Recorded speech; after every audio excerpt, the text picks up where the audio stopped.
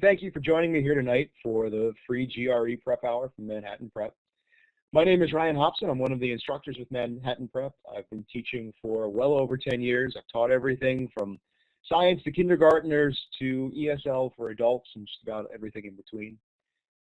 Currently, I'm working for Manhattan Prep, teaching GREs. I've been doing so for about 3 years now.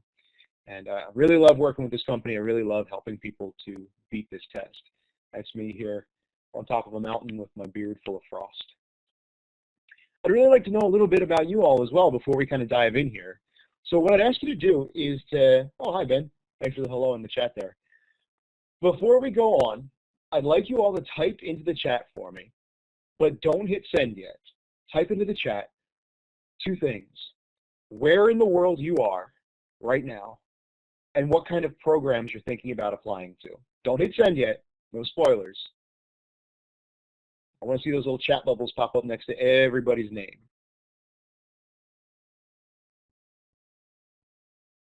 Good, that's just about everybody. Go ahead, hit send. Let's see where you are.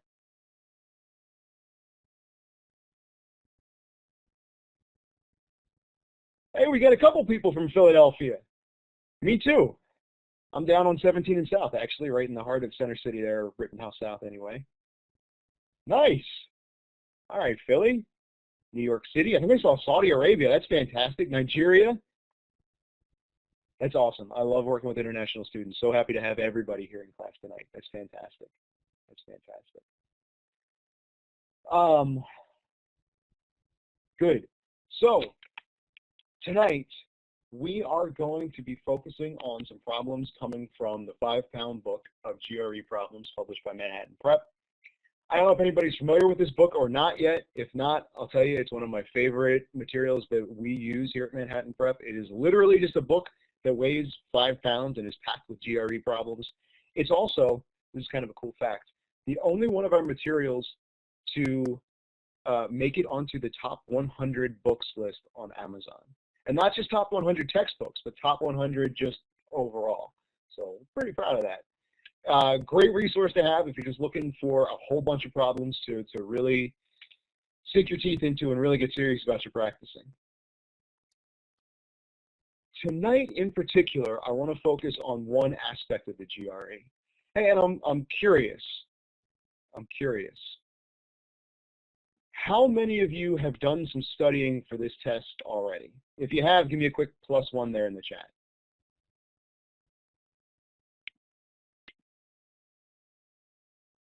All right, good to know.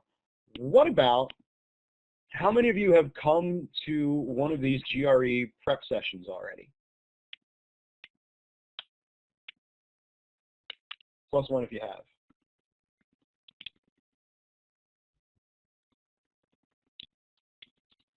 Okay, just a couple of you.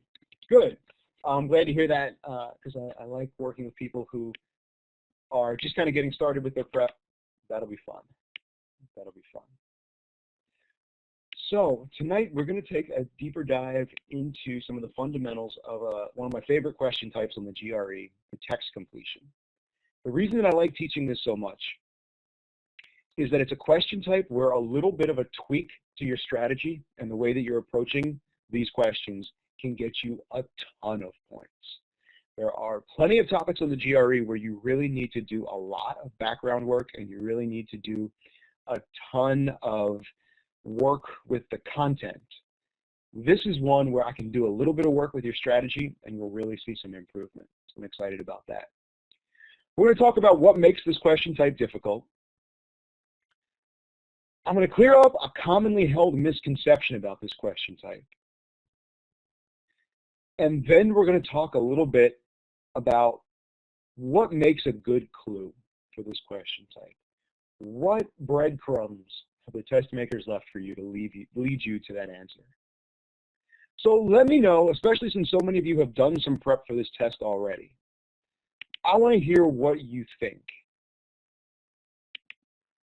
What is the goal of a text completion problem? Tell me in the chat. When you see one of these on the test, what is it that you're supposed to do?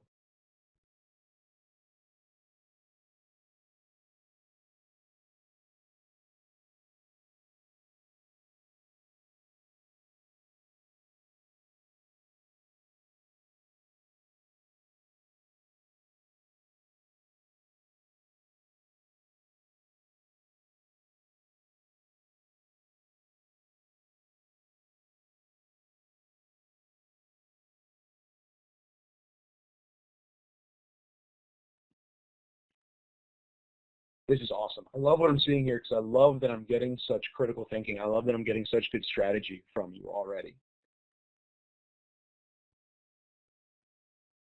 What would you say, in your own words, are the instructions for solving this problem? Not the strategy, not what you may have learned by studying already, but just how did the test maker say, this is what you need to do to solve this problem?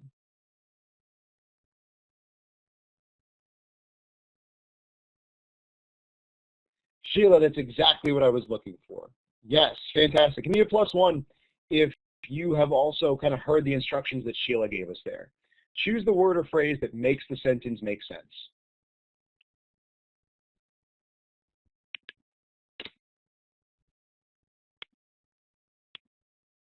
Very good.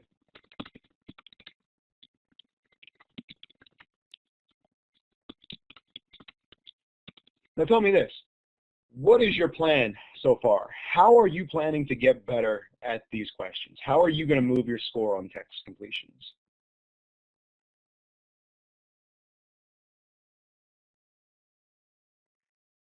Build that vocab.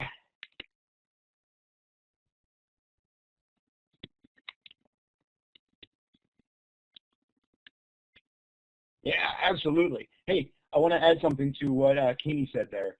Practice makes perfect. I love this addendum to that. Perfect practice makes perfect. If you're practicing it the wrong way every time, you're not going to improve. You need to be practicing it exactly right so that you can do it exactly right on test day. Makes sense. But let's talk about how we can do this exactly right. Before we dive into any of the analysis, let's just see where you guys are to start with. I'm going to give you 2 problems.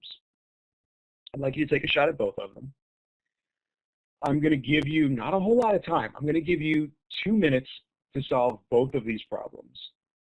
And when you think you have the answer to both of them, I want you to go ahead and send that to me in the private chat. All right? Not a lot of time. 2 minutes to solve both of them. When you think you have your answers, send it to me in the private chat. Here we go.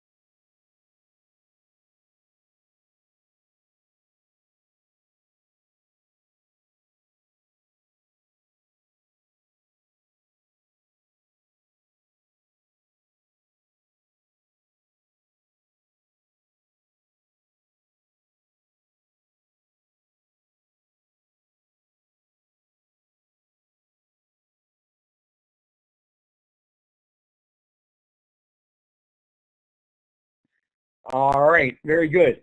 By the way, I didn't mention this to you guys ahead of time. I probably should have. When I said to use the private chat, I hit a button to make all of the chat private. So everybody's chats came to me and to Zach privately, and to me as well, all the moderators. I am going to go ahead and turn that chat back to public. So what I'll need you all to do is stop sending answers, please. If you haven't sent it yet, don't. Just hold on to it. And come on back to the main room. And the way you do that is by using those tabs down below the chat. There will be one that says just room on it. If you click on that one, we'll be back in the main room with the rest of us.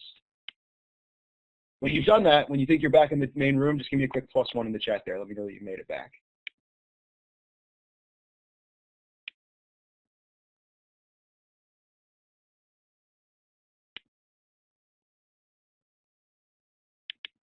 Very good. These are the tabs I'm talking about down here, but it's clear that you all found that already. Excellent. Okay, so before we go any farther, there's a tool that I'd like you guys to all use to interact with me here. We've been using the chat a lot, and that's great. But I'm also going to use the highlighter pretty frequently and ask you to use the highlighter pretty frequently. So when you logged in, there was a toolbar that should have shown up. In that toolbar, if you click on the pencil and then click on the tool right next to it, that's the highlighter. You can tell the difference, it's kind of see-through. And once you've done that, you'll see a window like this pop up. Please go ahead and pick any color that is not yellow. And the reason being, if everybody's yellow, I can't tell who's who at all. So please pick any color that's not yellow, and then go ahead and highlight your name for me.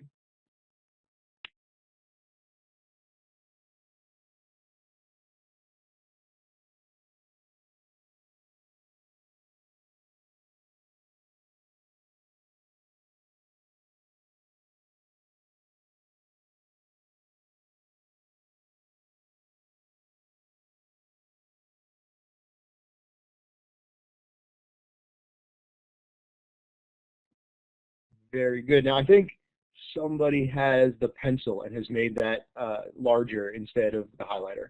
If you've clicked on this one and it's that dark solid image right here, that's the pencil tool. You want the one right next to it.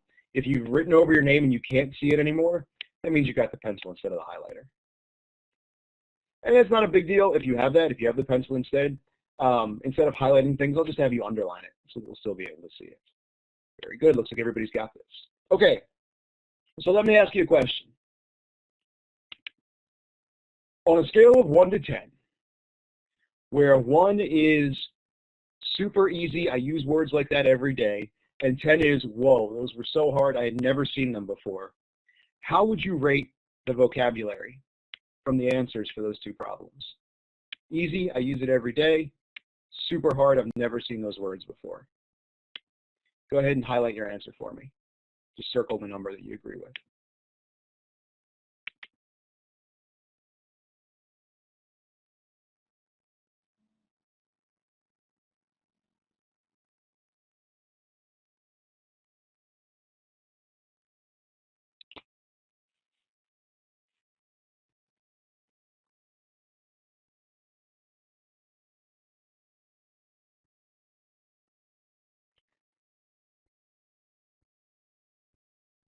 Very good. Okay. So I see a few people who are rating these as fairly difficult. And if so, hey, that's okay. You just know that you're going to have to do some work building your vocabulary before you take the real test. And that's fine. That's something we all need to do. But primarily, I see answers here clustered down around 2 to 4. Here we've got somebody all the way down at 1. These are fairly common words. They're not all that difficult. So what's interesting to me about this is that when I asked how people were going to improve, one of the biggest answers that I got, one of the most common answers I got, and one of the answers I always get is I'm going to study vocabulary and I'm going to really build my vocab.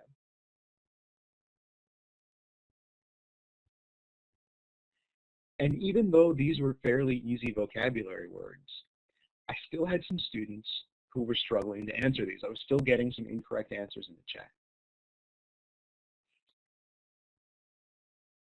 So let's take a look at some of the things that can make these problems difficult besides just the vocabulary.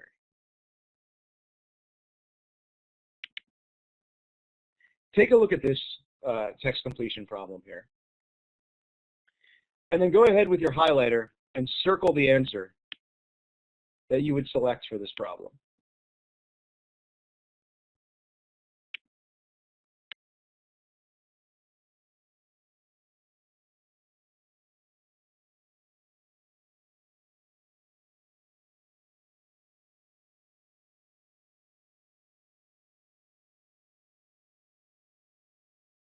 Aha!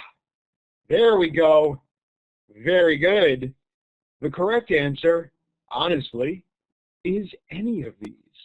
I mean, empty and hurting are probably the most obvious choices because that's something that we might say about our stomach. But hey, come on, guys, show a little optimism here. Maybe the boy's stomach is fine. Yeah, maybe he's outside and his stomach is cold. Maybe his stomach is missing. Maybe we're talking about like an episode of CSI Yellowstone and this poor kid's been in a bear attack. We don't know for sure. Without some more information, any one of these could be the right answer. What about now?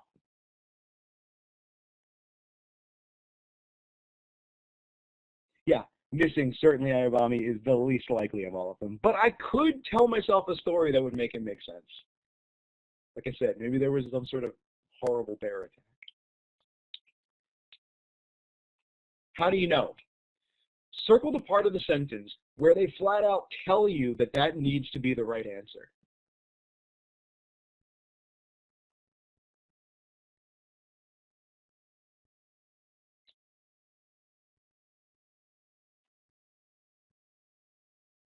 Excellent. Excellent. Fantastic. Fantastic. No, you guys are exactly correct there, and what you've identified is two of the best clues in this sentence. We know it's something bad because of complained, and we know after eating 10 pieces of pie is going to tell us that this kid's stomach is probably hurting. But wait a second. When I asked earlier about what the instructions for this part of the test were, I was told that we had to pick the word that made the sentence make sense. How many of you have ever gotten into this situation while you've been studying? You do a problem, you get it wrong, you go through, you read the answer, and then you look at it and you go, I still like my answer.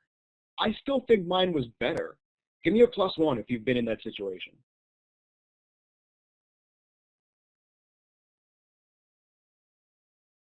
Uh-huh. Absolutely. I see this all the time with my students, especially I see this with my students who are most creative. The more creative a student is, the more ways they can find to make a word fit. For example, with this one here, I could say to myself, well, maybe he had pie or ice cream with all that pie. And so if he had 10 scoops of ice cream to go along with those 10 pieces of pie, maybe his stomach is now cold. Boom. I've made that make sense. But have I really? Yeah, that's exactly the problem. I'm working too hard to try to make cold fit there. And most of the time when I find students getting these ones wrong, especially when there's easy vocabulary in them, it's because they were working too hard. Don't try so hard on these. Let the test makers do the work for you. They are going to give you the clues to figure out which answer is correct. So let's take a look back at those problems that you guys just did. With those highlighters again, find me the clues in this problem that tell me which answer I need to pick.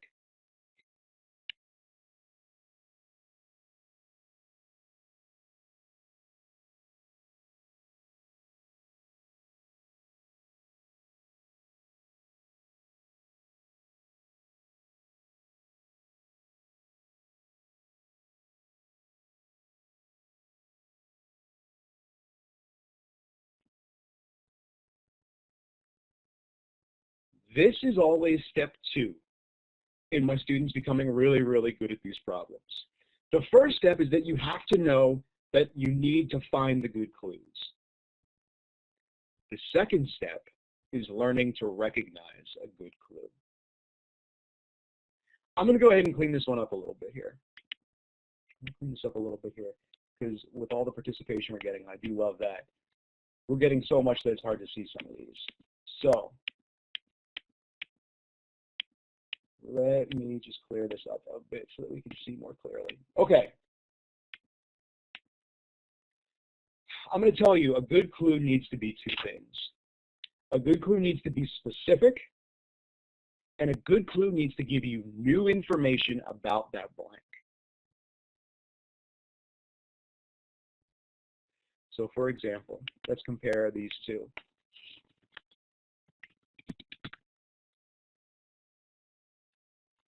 Oh, I don't want to do that one. Hang on.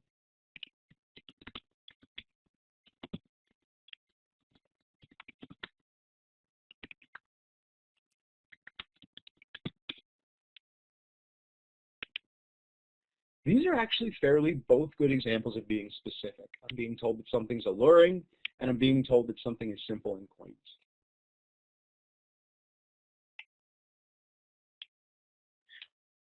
Which one of them is giving me new information about this blank?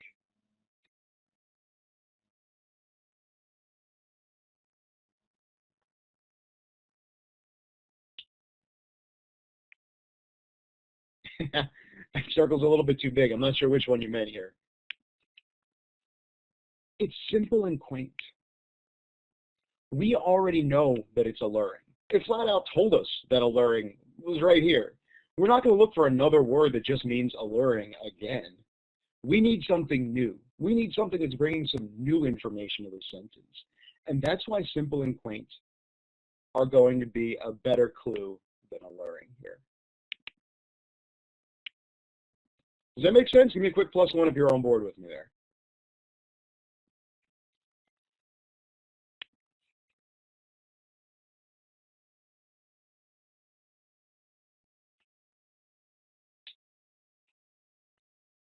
And Sam, if you're not sold on it yet, stick with me because we're going to see some more examples of these.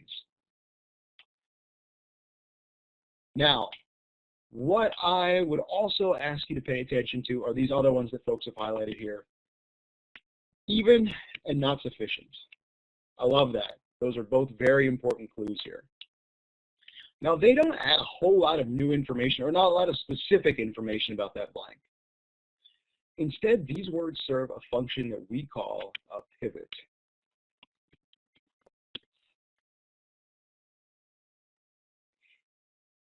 Is this blank going to mean the same as simple and quaint?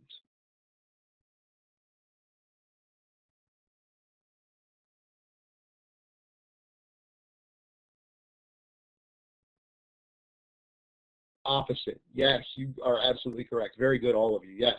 How do you know? Well, it's because there's this pivot here that's setting up a contrast. We know that Paris is being compared. Yeah, even, not sufficient, yes. Very good. He's yearning for something different. Very good, very good, very good. Now, I'm getting a little bit ahead of myself here, but you guys did such a good job picking out those clues. I want to jump ahead a little bit when we talk about this problem. There's a couple of ways to force yourself to use the clues. The first way is to get really good at spotting them, which you guys have right here. Another way is to make sure that before you look at the answer choices, you have a prediction in mind. How many of you know that already? Give me a quick +1 if you already all know that you should be making a prediction before you look at the answer choices. Okay, well then let me ask you this. Why?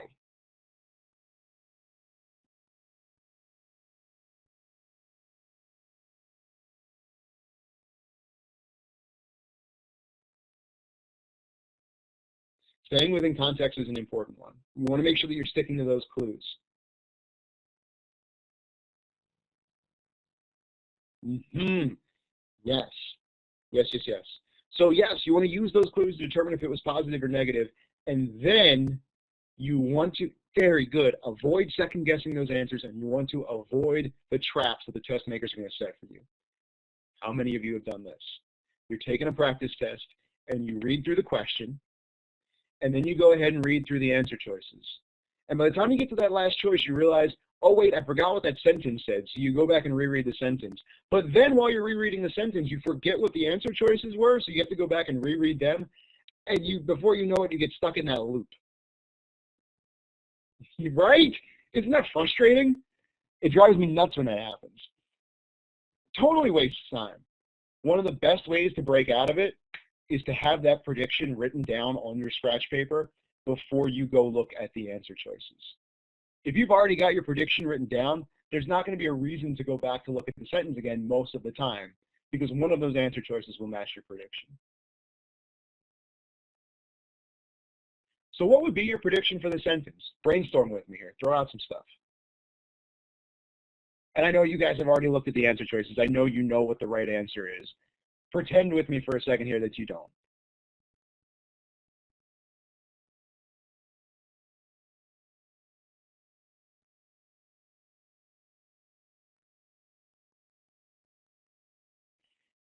Fantastic, extravagant, sophisticated, urbane, lavish.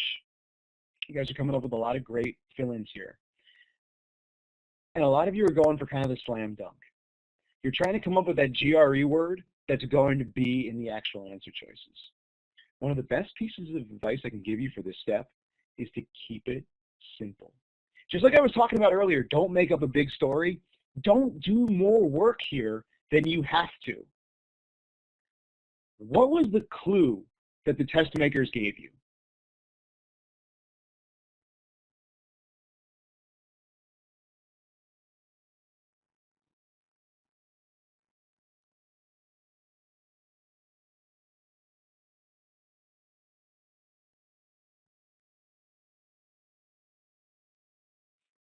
Quaint. Quaint is a good one. Simple is a good one. And then we were talking earlier, and we'll roll in what Ben was saying there with the pivot. Yeah, we know that it's going to not be those things.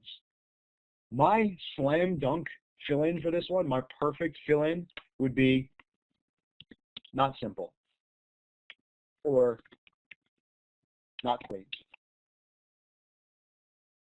Yeah, I love those two as a fill-in because you haven't done any extra work. You let the test makers do the work for you. And when you recycle their clues like that, it prevents you from bringing in any kind of extra information. For example, Sheila, your fill-in there, your prediction was beautiful. And that's not a bad one. But the problem is you are thinking a little bit of Paris. You're thinking of the gorgeous Eiffel Tower and walking next to the river and the lights at night and the cafes, and it's so beautiful. But they didn't actually tell us about beauty in this problem. They told us not simple and not quaint. Do you see how easy it is to start bringing your own flavor and your own preconceived notions into these problems? If you stick to what they gave you, it prevents that from happening. There we go. And out of all of these answer choices, what's the only one that means not simple or not quaint?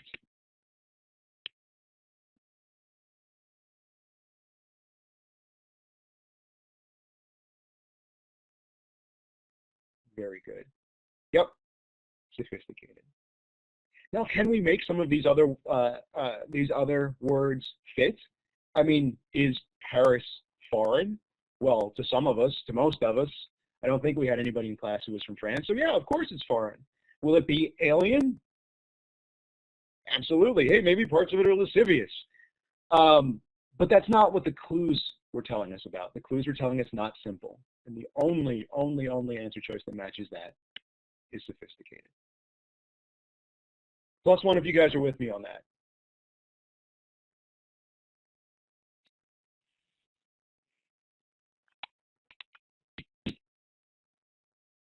Very good. Then let's take a shot at the other one. This is the other question that you've already, oh, no, that one's not. Oh, yes, it is. Sorry, confused myself there for a second.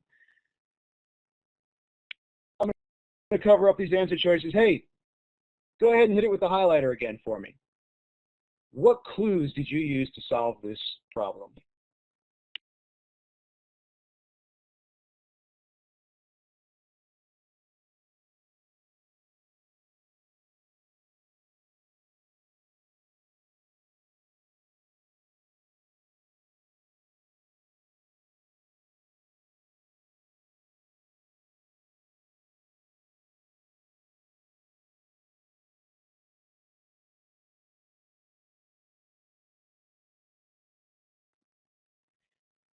Good.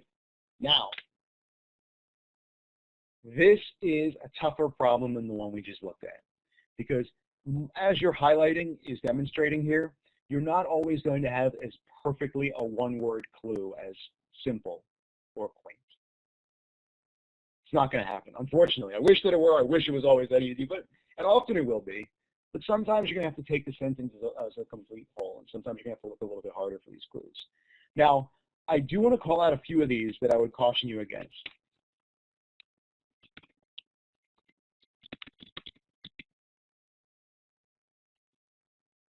Aha! They do. They still help some, Sheila.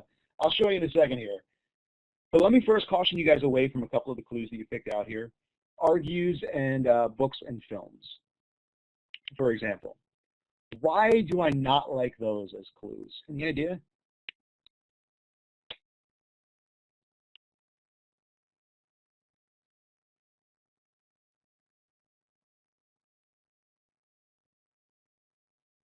Good. It's not specific enough. Deborah's correct. You could argue for or against it. Yep. Same with books and films. Maybe it's a book and film arguing for it. Maybe it's a book and film arguing against it. In fact, I can point to a whole lot of films that suggest that space travel is just around the corner. According to a few of them, space travel should have been common a few years ago even. We're living in the future already. Yes, so I would rule these ones out in particular. I like what you guys picked out with the second part of the sentence here, and I especially like the part that was most frequently picked here, although all of this helps, this idea that it's going to take a miracle for this to happen. If it's going to take a miracle, if it's so unlikely that this is going to take a miracle, what would be your prediction here?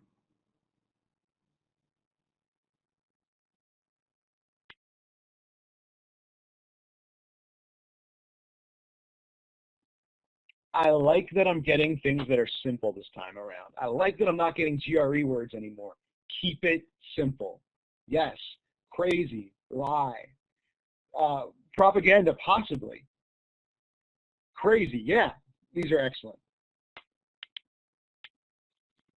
Crazy, lie, propaganda, mirage. You've all picked up on the idea that it's not going to be true. So this is how, ooh, hysteria. That's a really good one because mass hysteria is a great phrase. I love that. So Sheila, does that make sense with how the test makers are helping? Even if they haven't given you an exact word to mirror, they've still given you some clues here. Nicely done, everybody. All right, then let me uncover our answer choices again. And again, we've only got one that is going to match our prediction here. Which one word fits this fill-in?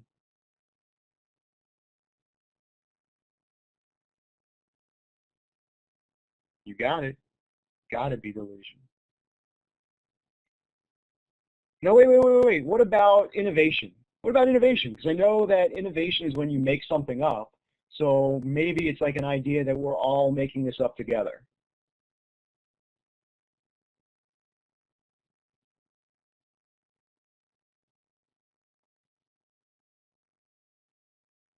I like that. That is too positive. Very good. Working too hard. That's what I was getting at, Elizabeth, though you all are right that that is too positive. But yes, don't work that hard. If you have to tell yourself a story like that, it's wrong.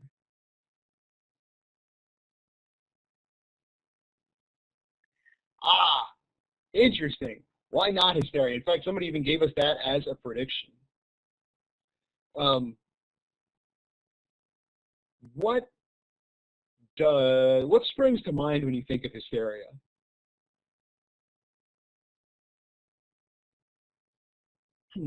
Lots of emotion, chaos.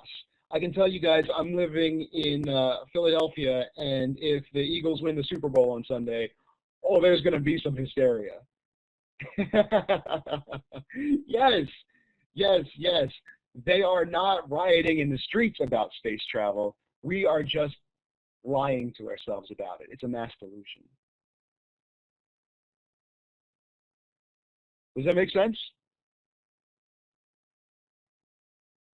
I'm actually really glad that you guys pushed back on me on that one in particular, because that's a great example of how, yes, I'm going to give you some techniques for doing really well with these problems, but at some point, yeah, you are going to have to know the vocab as well, and you're going to have to know some of the nuances of this word, of these words. Sometimes there's just no substitute for it. It's not enough just to know a lot of vocabulary words, but you definitely will need to learn some of them.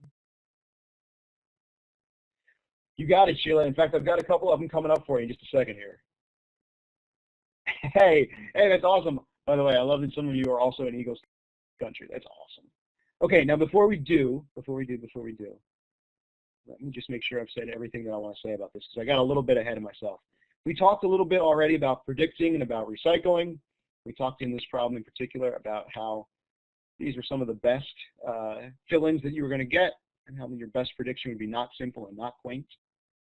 Let me turn you loose on a new problem here. This isn't as hard as what we're going to see with some of our problems, but at least here's something new for you to try out this new technique on. I am going to give you a minute, I'll give you a minute 30 on the clock. And what I want you to do this time to answer this problem, I want you to do this one differently for me. I want you to actually poll in your answers. So just like you polled in the green check marks and red X's earlier, could everybody right now go ahead and poll in the letter A for me? It's right up above the chat. So not in the chat here. There's actually a button that you can hit.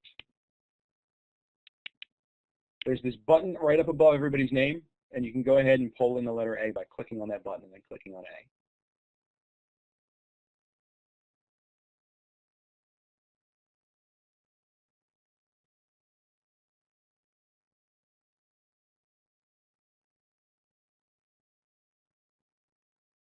Good. I see that from just about everybody. If you can't find it, give me a quick question mark in the chat.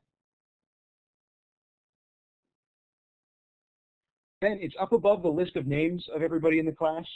I'm going to send you a bigger screenshot. It might be clearer. If you're on mobile, it might not work. Otherwise, you should be able to click on this button and then click from the drop-down menu that pops up. Oh, it's just not working for you? Oh, it worked for you, Abami. I see the A next to your name. It worked. It popped up there. Good. Okay. I think I've got just about everybody then. If for some reason yours isn't working, you can always chat your answer to me. But for the most part, if it's working, and it looks like everybody's is, I want you to go ahead and pull it in. So here is our next question. I'm going to give you a minute. I'll give you about 20 seconds on the clock here, a minute and 20. When you think you have your answer, go ahead and pull it in.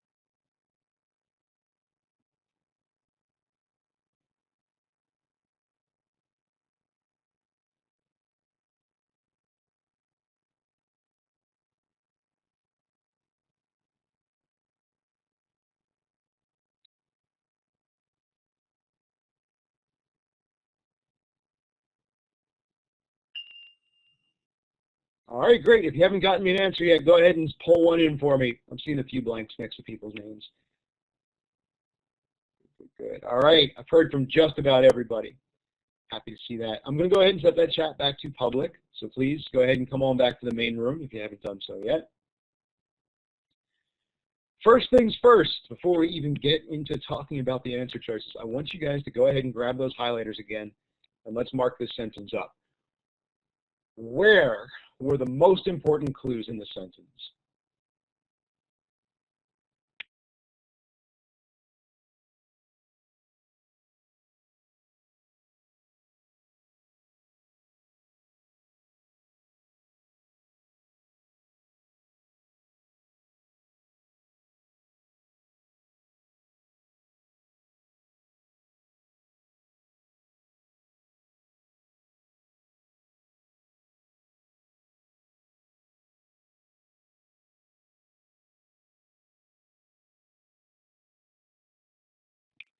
All right.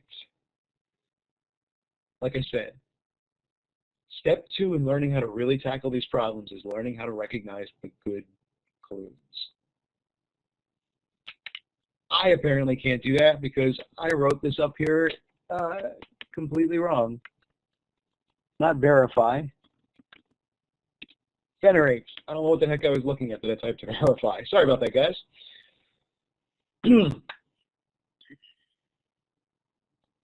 Widespread tendency. My question to you is, what widespread tendency?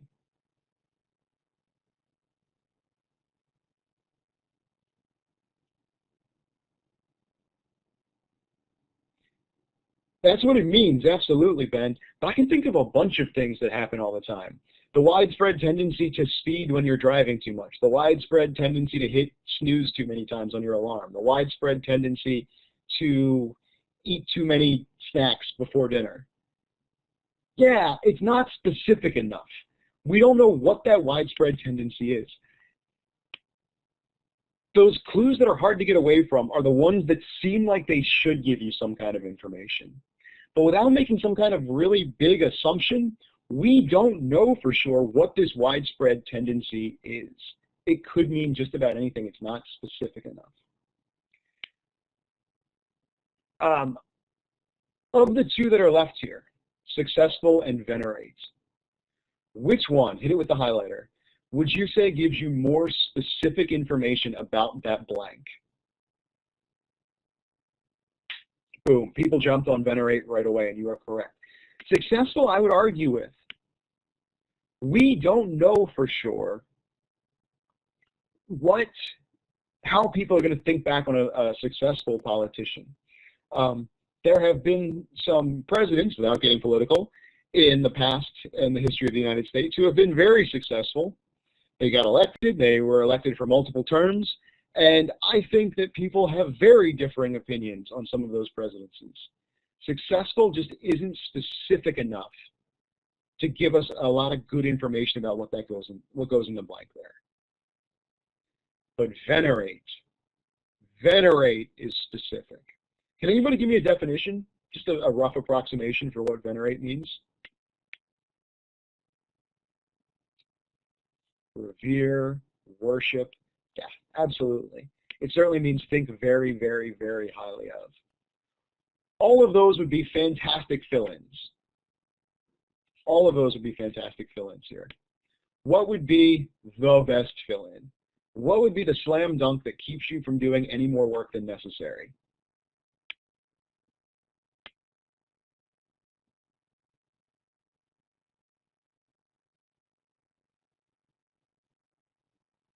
Nice, Sam, good way to use it in a sentence. And lionize is the correct answer, absolutely. But that's not what I'm looking for here. I mean, there it is, Sheila. Yes. Don't do any more work than you have to. As long as you know what venerate means, boom, there it is. There's my prediction. They gave it to you. They flat out gave it to you as a clue in the sentence. Nicely done. And I think that you guys, the vast majority of you are on the right track here. What's the only answer choice down here that means something similar to venerate or revere or respect deeply? Lionize. Very good. Very good, very good. Strong work, guys. I trust that all of you understand how to do this sentence. I trust that all of you know how to solve this problem. What I'm curious about is, how confident do you feel at picking out the good clues? Scale of 1 to 10. 10 is, I could absolutely pick out the best clue every time. 1 is, I have no idea what I'm doing still.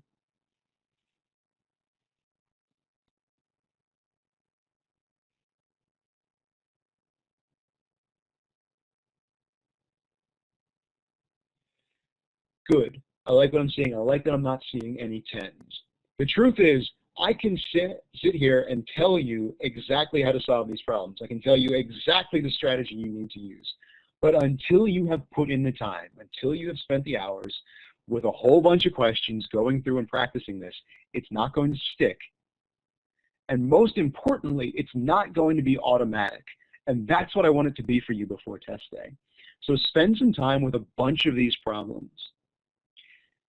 Pick out the clues. Now, on test day, obviously, you're not going to be able to go through it with a highlighter, but if you have a book of problems, absolutely, you can go through it with a highlighter and find those clues. And then just like we did for this one, Take a look at each one of the clues that you highlighted there and ask yourself, is this giving me new information about this blank? And is it giving me specific information about this blank? That's going to be how you learn to do this quickly and efficiently. Hey, by the way, I got pushback from somebody there. Somebody was standing up for the answer choice, appreciate.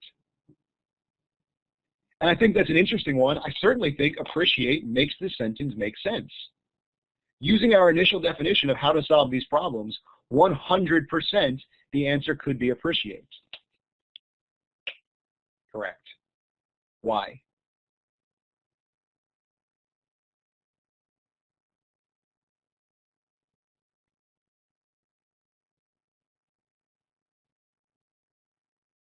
Yep, our clue was venerate.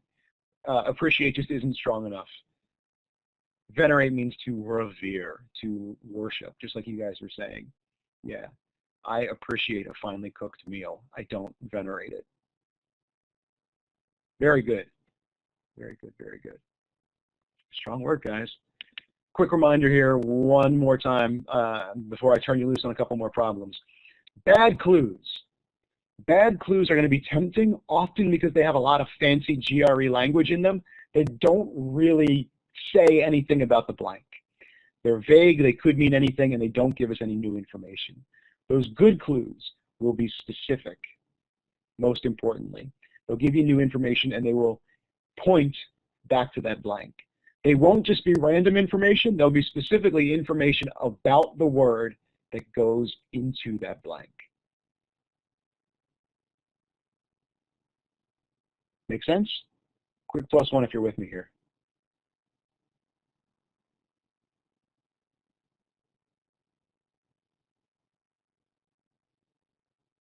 More importantly, give me a quick smiley face in the chat there if you promise me that you will practice a few of these the way that we did between now and whenever you have to take your actual test. Fantastic. That's what I like to see, because that's what's going to move your score.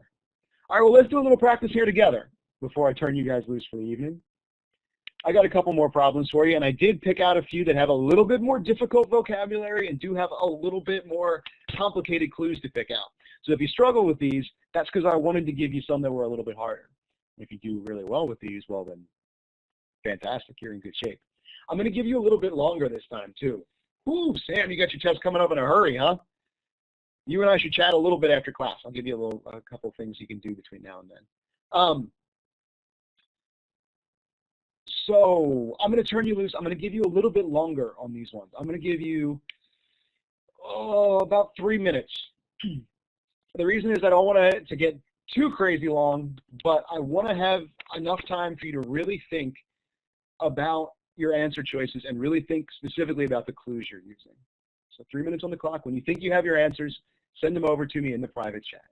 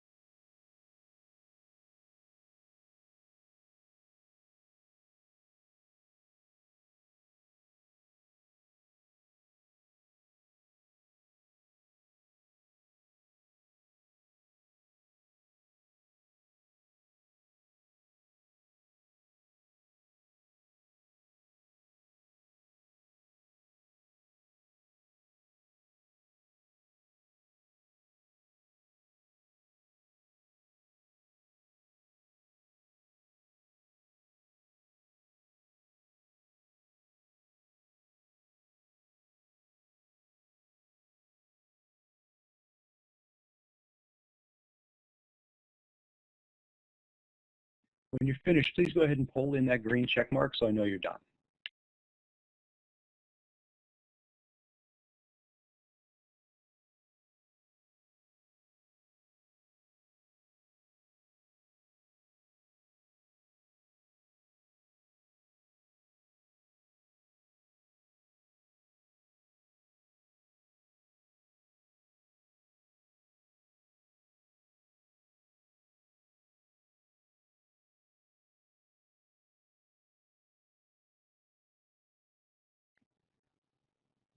Oh, all right, very good. If you haven't sent me your answers yet, that's okay. Just hold on to them. What I would like to do very quickly before we get into the answers to these problems, I'm going to skip ahead a couple slides here. I just want to mention that if anybody, I know some of you already said that you're taking your test as early as this coming Saturday or the Saturday following. And if that's the case, hey, I got some advice for you. We'll talk really quickly after class here. For those of you who have a little bit more time, or for those of you who maybe think that you might need to take the test again after taking it so soon, we do have some classes that are forming now. If you're interested in seeing what we have available, please go ahead and check out our website, manhattanprep.com/GRE/classes. If you're interested in working with me, I would absolutely love to work with everybody in this class. I have one that is actually going to be starting on Monday. You can find that on the website as well, either by Googling my name and Manhattan Prep. That'll bring you to a list of everything that I'm teaching. Or you can do it by following the details that I have on the slide for you there. manhattanprep.com/GRE/classes, class 2500. Feel free to come on out and join me for a free trial session on Monday night. Of course, I'd love to have you join the full class as well.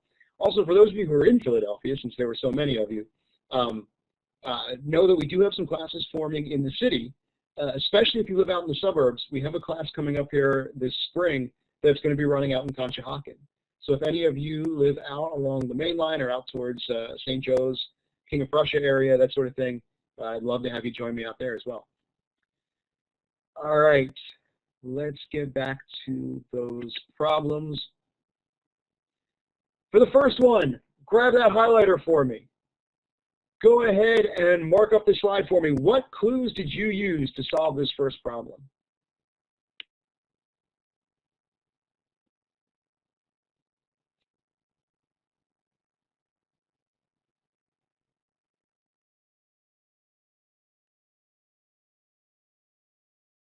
Good, good, good, good.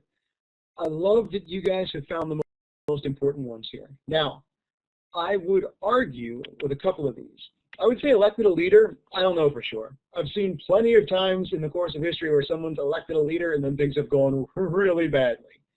Also, surprisingly, I would fight with a little bit here. Surprisingly what? Surprisingly good, surprisingly bad, surprisingly big, surprisingly small? We don't know. Surprisingly on its own doesn't give us enough information. There we go. Sorry, something's going quite strange with Blackboard here. I'm not sure what's happening.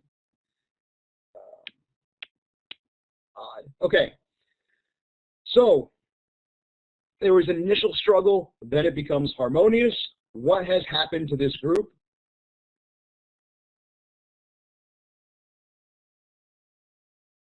Give me a prediction before you give me the real answer here. Oh, I'm so sorry. I still have the chat set to private. Come on back to the main room. Yes, they've become peaceful. They're working together now. They came together. And there's only one word in these answer choices that matches that. There we go. Whoever's got the green highlighter has been trying to circle this forever, and I keep deleting it off the screen. Yes, green highlighter. You are 100% correct. They coalesced into a surprisingly harmonious team. Very good GRE word that means came together. Fantastic. And then for the second one here, same drill, guys. Break out those highlighters and find me those clues.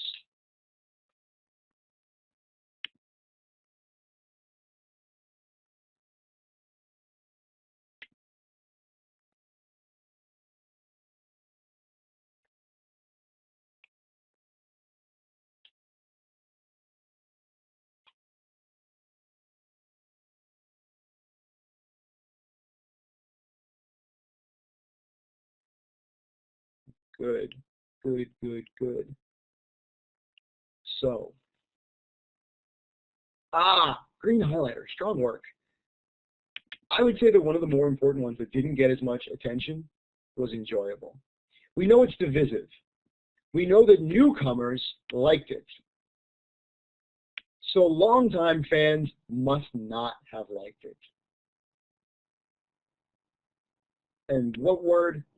Well, how do we use those clues to fill in that blank? Well, they must have agreed with this idea that it was unfinished. And which word up here would mean agreed with?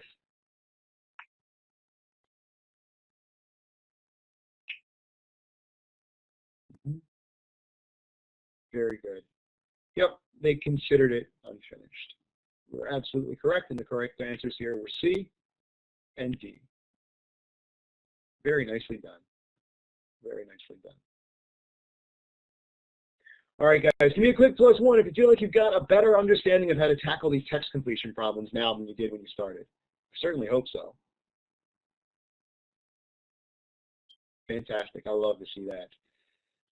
Well, guys, thank you all for joining me. It has been a pleasure working with you. Like I said, I am going to go ahead and stick around for a minute in case anybody has any questions. I'd love to talk, especially with some of you who are taking that test coming up here on Saturday or very, very shortly. But I am going to go ahead and stop the recording. So for those of you who might have been watching this after the fact, thank you for joining us. And I hope that this is going to do a great job of helping you to move that score.